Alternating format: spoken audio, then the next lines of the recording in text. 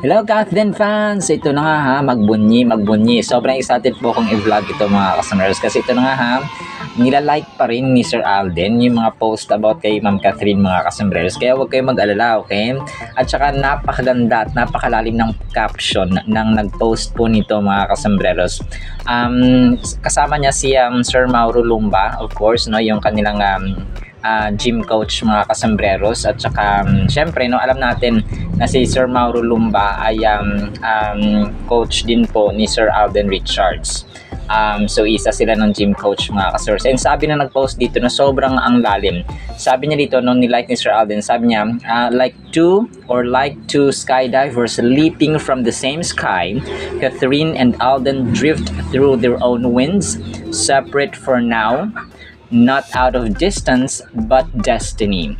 They soar so low so they can land stronger, wiser, and maybe when the skies are clear and the timing right, find their way back to each other's arms. Napakaganda.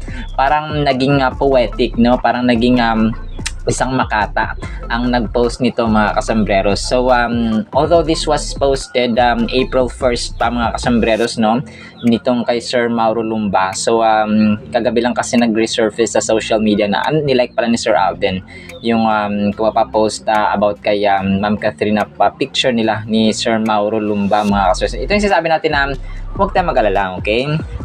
Alam ni Sir Alden ang kanyang ginagawa at alam ni Ma'am Catherine ang kanyang ginagawa. They have this kontrata, parang kontrata nila or agreement nila na sa gantong panahon, gantong year, ganto. So, they have their own plans. Matatanda na sila at saka hindi lang matanda si Sir Alden Richards ay napakagaling na mag-handle ng relationships mga customers. Alam niya yung boundary kapag may jowa ng isang tao.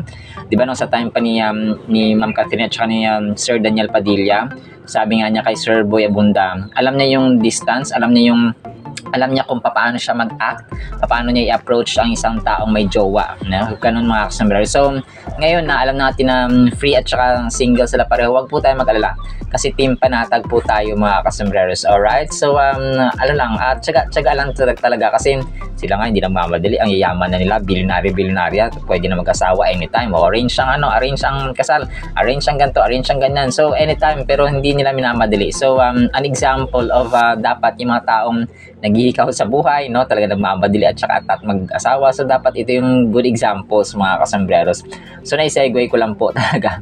And then ito, yayamanin talaga niyang Pops Alden kasi bumili na siya ng kanyang sariling mountain bike mga kasambreros na Colnago V4RS.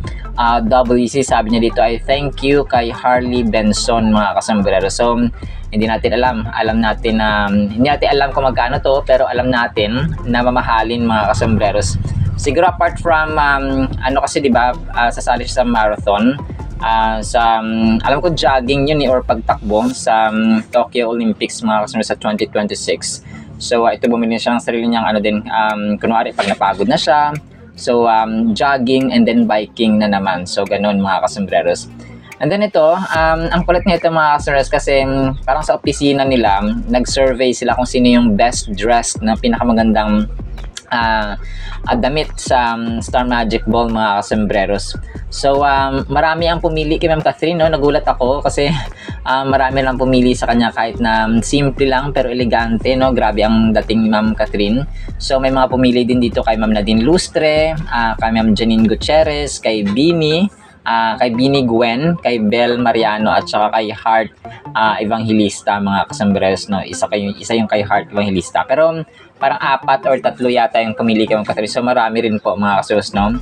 So hindi nakakapagtataka kasi nga parang syempre, no? Box office queen yan eh. And then ito, ang sobrang kulit ng 4 na judges na to sa nag-post lang ng waki na picture mga kasambreros dun sa Pilipinas Got Talent. Kasama syempre si Adonis, si Ma'am Jean Domingo at saka si box office queen at saka si Sir FMG po mga kasambreros. So ang kulit lang ng ginawa ng 4 na ito mga kasambreros. And then ito, yung inyong box office king din ay syempre for daddy na mahilig sa aso, kung kaya kiniskis niya yung aso dito ay yung aso pala yung ano dila yung aso mga kasombrero. So ang cute lang ng inyong may pasimpleng dimple ni Sir Alden mga kasombrero. Sir Alden yan no, may dimples eh. And then ito no, last item natin para sa vlog na ito ay yung McDo Binyan ay parang meron silang mga laruan to parang display nila sa mga kumbaga pa sa area nila doon mga kasambreros na pampa good vibes no, parang dagdag view po doon sa kanilang area or sa kanilang branch mga kasambreros no. Parang hindi ko alam 6 na ba yung branch or 4 yung branch ng McDo ni Sir Alden, kasi doon sa Heritage, yung alam ko kasi sa Heritage sa Binyan, Santa Rosa, hindi ko alam ko sa Tagaytay meron, pero alam ko dun yung kanyang Concha. Pero comment naman po kayo kung 6 ba o 4 yung kanyang McDo na mga, pero syempre no, kahit na isa nga lang hindi natin afford mga sombreros, iba talaga ang bilyonaryo. Alright, sila po in the meantime sa ating Katen items. Sana po ay pakinggan po natin ang ating Word of God. At para po sa ating Word of God mga kasambreros ay sobrang ganda po nito. Shun evil counsel. So ang shun po, ang ibig sabihin po nito ay persistently avoid, ignore, or reject. So wag po nating tanggapin at huwag nating pakinggan ang mga evil counsel. Ang ibig sabihin po ng evil counsel, yung mga advice ba, yung mga sinasabi ng mga BI, mga bad influence ng mga tao sa paligid natin, and even the social media na sobrang talamak ngayon na tinuturuan tayo ng mga maling gawa, maling attitude, maling behavior mga kasombrero. So dapat po ay kamuhian natin, no? We have to persistently ignore and reject those kinds of evil at saka bad attitudes and contents in general. Proverbs 1:8-19 mga kasamaras na medyo mahaba-haba ito. My son, si King Solomon po ito, the wisest man ever recorded na nag-instruct, no? My son, hear the instruction of your father and do not forsake the law of your mother. Napakahalaga po nito. They will be a graceful ornament on your head and chains about your neck. No? Verse 10 mga sirs, my son, if sinners entice you, okay, kapag inaano tayo ng mga kaaway at saka mga BI na mga kaibigan, do not consent if they say, come with us, let us lie in wait, no? Magsinungaling. To shed blood, let us lurk secretly for the innocent without cause. Let us swallow them alive like Sheol. Ang Sheol po ay grave mga smaras, and whole like those who go down to the pit. Verse 13, we shall find all kinds of precious possessions. Napakasama talaga. We shall fill our houses with spoil, maninakaw. Cast in your lot among us, let us have one purse. My son, do not walk in the way with them. Keep your foot from their path. No, sabi ni King Solomon. So, iwasan dapat. Verse 16, for their feet run to evil, and they make haste to shed blood. Surely in vain the net is spread in the sight of any bird, but they lie in wait for their own blood. No, napaka-delikado. They lurk secretly for their own lives. So are the ways of everyone who is greedy, sakim, for gain. It takes away the life of its owners. Itong Proverbs mga sombreros na chapter 1 verses 8-19, karugtong ito ng ating unang segment ng Proverbs mga sombreros na 1-7, ay nag-emphasize ito, no, ng kahalagahan ng pakikinig sa kaalaman.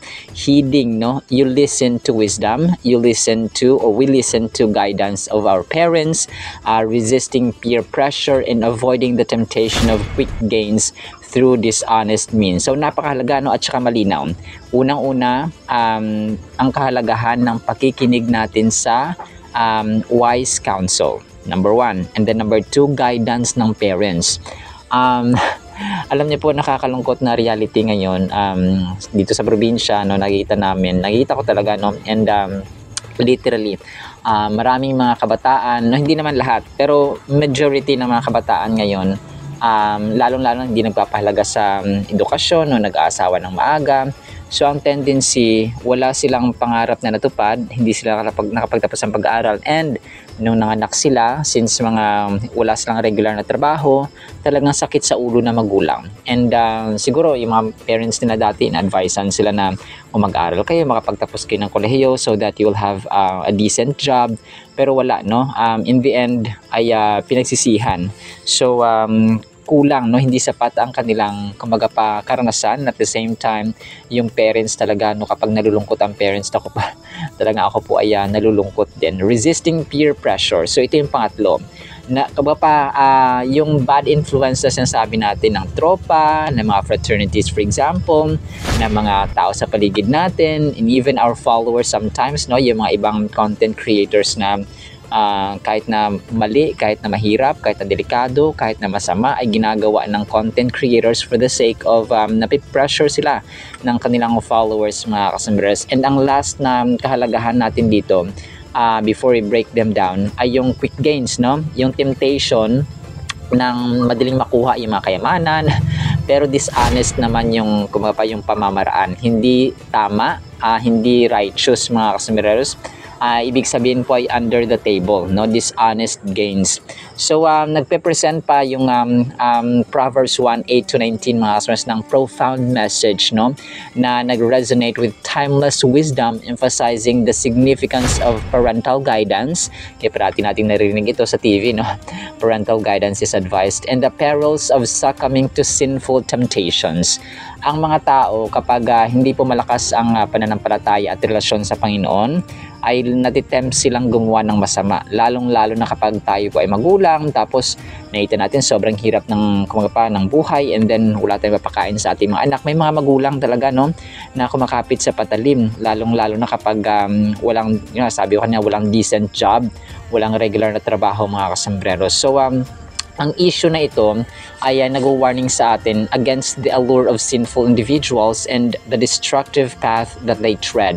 So destructive talaga, no, at saka delikado ang ang kasasapitan ng mga taong gumagawa nito, no, lalong-lalo po yung dishonest way of gaining your possession, for example, mga kayamanan or kaperahan, or kahit na yung kita, no, na simpleng kita na pinapakain mo sa family mo, tapos galing pala sa masama, ay hindi ka man nahuhuli ng tao, pero ang Diyos mismo ay nakikita iyon. So kung kaya sasabi natin, parang ang grabe ng trabaho ko, pero parang hindi kami nakakaahon sa hirap. So let's check ourselves, no, kung kaya yung prayer namin parati ni nanay, patawarin kami sa aming mga kasalanan, no. Kasi nga yung mga parents natin nung una, yung mga lolo na may ninuno natin, no, the lineage from our generation, no, from their generation down to our generation, ay hindi natin alam yung mga pagkakasala nila dati. That is why always include in prayers na yung kasalanan, kasi yung sumpa minsan ay dumadaloy sa generation, no, sa anak mo, for example, sa anak ng mga anak mo. So hindi natin alam, kasi si Lord lamang ang may complete records ng ating, kunwari, no, Villa family, o saan ba to galing. So yung mga lolo nito dati ganto ganyan, so lola ganto ganyan, so tapos yung next na generation pa rin. Si Lord yung yung Philippine Statistics Authority natin, yung NSO natin, na may complete records na sino yung anak ni ganito, tapos anong ginawa niya noon. So parang ganun, mga customers, no. Evaluation, only God can do that by generation to generation, kahit na may 1,000 generations pa tayo, mga kasombrero. So napakahalaga po na we include yung mga patawarin tayo sa ating mga kasalanan every single prayer that we do, every day, every night, mga kasombreros. Alright, so yun lamang po in the meantime, ha. Nawa po ay pagpalain po tayo ng pag-ibig, pananampalataya at pag-asa in the mighty, holy, sweet, magnificent name of the Lord Jesus Christ. And everyone said, Amen and Amen. See you sa next segment po, and paalam po. I love you all.